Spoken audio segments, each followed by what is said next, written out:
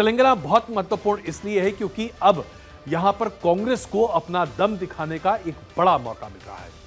इसके साथ साथ हैदराबाद की सीट को कौन भूल सकता है साथ। पूरे देश भर में इस सीट को लेकर बड़ी चर्चा है कि क्या इस बार भारतीय जनता पार्टी असदुद्दीन ओवैसी के 40 साल के इतिहास को बदलने की तैयारी कर रही है। यहां पर भी मामला त्रिकोणीय है साहब। बीआरएस एक ऐसी पार्टी है जो ढलान पर है, उसका वोट बैंक बिखरने को तैयार बैठा है। एमआईएम के मुखिया हैं असदुद्दीन ओवैसी साहब।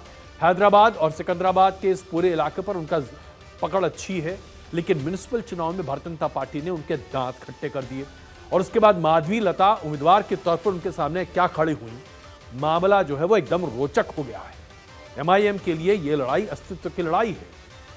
17 लोकसभा की सीटें यहां पर हैं, त्रिकोणीय मुकाबला है। इसमें अभी तक जो स्थिति है वो हम आपको बता दें।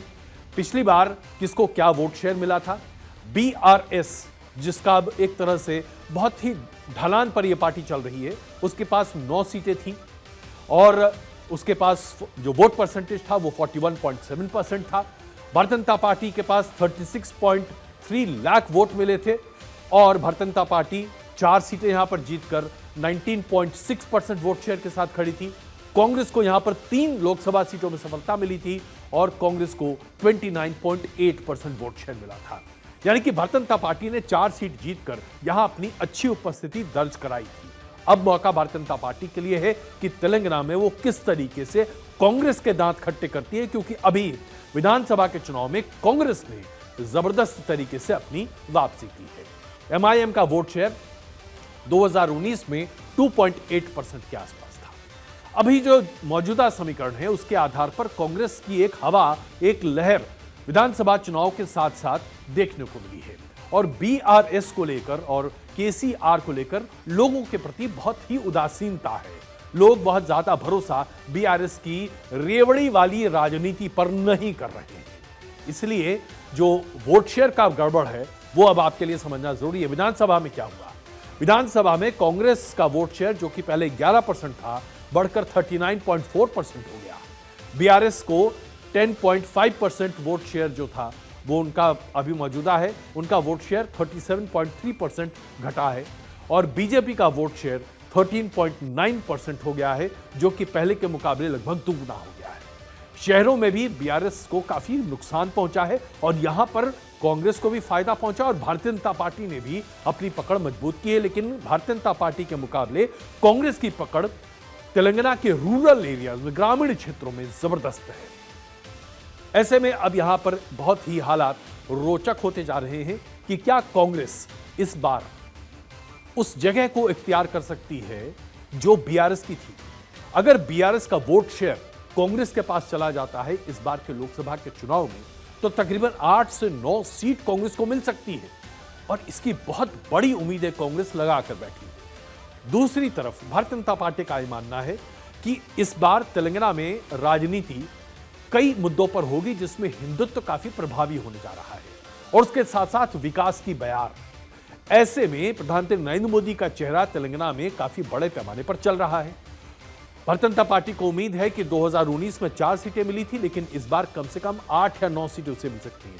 तो एक तरफ कांग्रेस है जो 8-9 सीटें उम्मीद कर रही है, दूसरी तरफ भारतीय जनता पार्टी है जो 8-9 सीटें उम्मीद कर रही है और बीआरएस जिसको ऐसा लग रहा है कि इस बार 2 या 3 सीटों की उम्मीद है और इसमें 1 सीट की उम्मीद लेकर तो असदुद्दीन ओवैसी साहब भी बैठे हैं।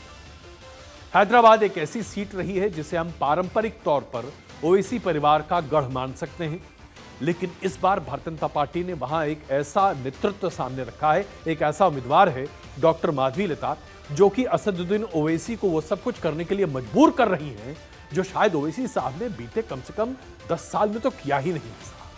और वो इसलिए क्योंकि माधवी लता का प्रचार करने का तरीका बड़ा ही अलग है, बहुत ही आक्रामक है। अगर असदुद्दीन ओवैसी साहब कोई हरकत करते हैं, कोई एक्शन करते हैं, उसका जवाब इतने जबरदस्त तरीके से माधवी लता देती हैं अपने चुनाव प्रचार के दौरान कि वो देखने योग्य होता है। गृह मंत्री और प्रधानमंत्री लगातार तेलंगाना की यात्राएं कर रहे हैं। निजामाबाद में कल रैली थी जहां पर गृह मंत्री अमित शाह ने कहा कि देश भर में जीएसटी लगता है, लेकिन तेलंगाना में आरआर टैक्स लगता है, यानी कि राहुल और रेवंत रेड्डी टैक्स। देखिए किस तरीके से एक नैरेटिव को गढ़ने की कोशिश की जा रही है। और हैदराबाद की जहां तक लड़ाई की बात करें तो हैदराबाद के लिए अमित शाह ने कहा कि यहां पर मजलिस और ओवैसी, इसी से लोग डरते हैं, लोग बाहर निकलकर वोट नहीं करते। देखिए उन्होंने क्या कहा, फिर इसका एनालिसिस आगे करते हैं। आरआर टैक्स क्या है मालूम है? Rahul Gandhi Revanth Reddy tax. RR tax, जरा जोर से बोले, कौन सा टैक्स? और आरआर टैक्स की उगाही कर कर पूरे देश की कांग्रेस पार्टी को चुनाव लड़ाया जा रहा है।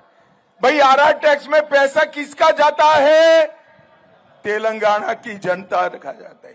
ये तेलंगाना को रेवंत रेड्डी ने कांग्रेस का एटीएम बनाने का काम किया है। तो जरा आप जबान देखिए, रेवंत रेड्डी ने तेलंगाना को पेटीएम बना दिया है। आरआर क्यों कहा गया? आपको याद है वो फिल्म आरआरआर, क्या जबरदस्त हिट थी। उसी के तर्ज पर यह भी शगुफा सामने छोड़ा गया, आरआर। तो यानी कि जो कहने का तर्जा है, जो तरीका है, वो अपने आप में जबरदस्त है ताकि मैसेज कन्वे हो सके। इसके साथ साथ अमित शाह की एक वीडियो सर्कुलेट हुई जिसमें आर्टिफिशियल इंटेलिजेंस का इस्तेमाल करते हुए कुछ शब्दों के साथ छेड़छाड़ की गई, उसे बड़े पैमाने पर वायरल किया गया। और इस वीडियो का नाम जुड़ा कांग्रेस के हैंडल से, जिसमें रेवंत रेड्डी के ऊपर भी सवाल उठे। उनकी भी जांच हो रही है कि क्या ये डॉक्टर्ड वीडियो उन्होंने सामने रखा है। कई लोगों की गिरफ्तारी इस पूरे मामले को लेकर हो रही है।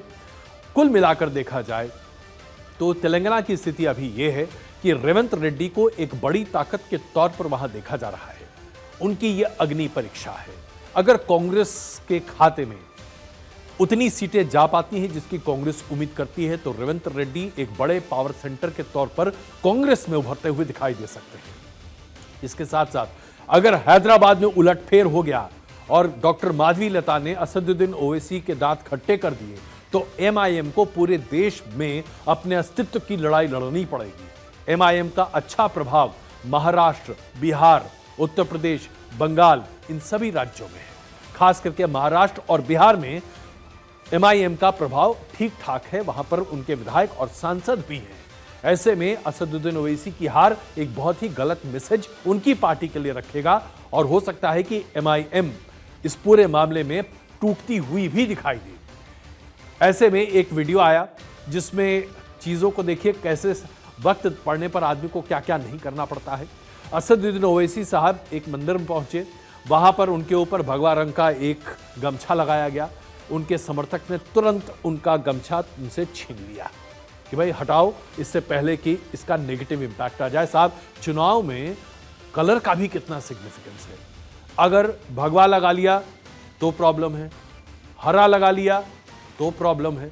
रंग तो रंग होता है साहब, लेकिन शायद रंगों में भी हम राजनीति और उसके आधार पर धर्म को देखने लगते हैं। तेलंगाना में हैदराबाद, सिकंदराबाद, करीमनगर, निजामाबाद, ये सभी हॉटस्पॉट्स सीटें हैं और इन सभी सीटों में कई मामले हैं जो छाए हुए हैं, जिसकी वजह से जो उत्तर की राजनीति है उसका प्रभाव भी यहां पर दिखाई देता है। राम मंदिर का मुद्दा यहां पर गरमाया हुआ है। धारा 370 को निष्क्रिय किया जाना कश्मीर में, वो मुद्दा भी यहां पर है। और उसके साथ साथ एमआईएम अपनी राजनीति बड़े पैमाने पर यहां कर ही रही है। एमआईएम की कोशिश है कि हैदराबाद रीजन को एक अलग तरीके से विकसित किया जाए, जिसमें एमआईएम की अपनी उम्मीदवारी सामने हो और अपना सब कुछ आगे दिखाई दे। लेकिन यहां पर अब स्थिति गंभीर होती हुई दिखाई दे रही है। एक और सीट जो भारतीय जनता पार्टी के लिए बहुत महत्वपूर्ण है, वो है मोदी सरकार में मंत्री रहे जी कृष्ण रेड्डी की, क्योंकि जी कृष्ण रेड्डी एमओएस थे। अब उन्होंने तेलंगाना में अपना पूरा दमखम लगाया है और ऐसा माना जा रहा है कि भारतीय जनता पार्टी की जो जमीन है उसे मजबूत करने में जी कृष्ण रेड्डी की काफी भूमिका है। तो इस बार भारतीय जनता पार्टी के लिए भी एक रेड्डी है, कांग्रेस के लिए भी एक रेड्डी है। It is Reddy versus Reddy in Telangana, और ये अपने आप में काफी महत्वपूर्ण होता हुआ दिखाई दे रहा है। तो तेलंगाना की पूरी डिटेल्स और उसके साथ साथ बाकी चीजों को लेकर हम एक बार फिर उपस्थित होंगे, लेकिन एक ब्रॉड ओवरव्यू अभी हमने आपके सामने रखा है कि किस तरह से तेलंगाना भारतीय जनता पार्टी और कांग्रेस दोनों के लिए बहुत ही महत्वपूर्ण राज्य है और तेलंगाना और आंध्र प्रदेश चौथे दौर में सारी सीटों पर एक साथ जाएंगे चुनाव में। यानी कि 13 मई को 25 आंध्र प्रदेश और 17 तेलंगाना की सीटों पर मतदान पूरा हो जाएगा और इसके साथ ही समझ आएगा कि दक्षिण का खेल क्या हुआ, खेल हुआ या खेला हुआ।